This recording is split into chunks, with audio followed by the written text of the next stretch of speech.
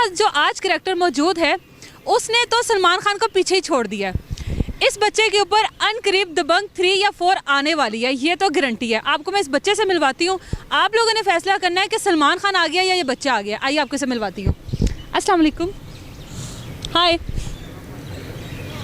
Aggressive look दिखा दो सबसे पहले। चलो सलमान खान का कोई डायलॉग बोल के दिखाओ जल्दी से।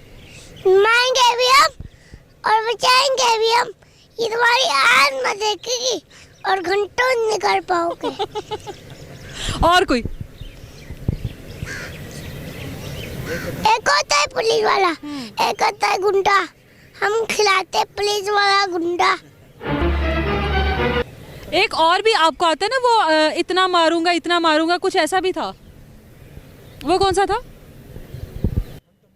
हम तुमने छेद करेंगे, हम तुम्हें छेद करेंगे कि कभी ओके के साथ काट चले, उन पर काट चले।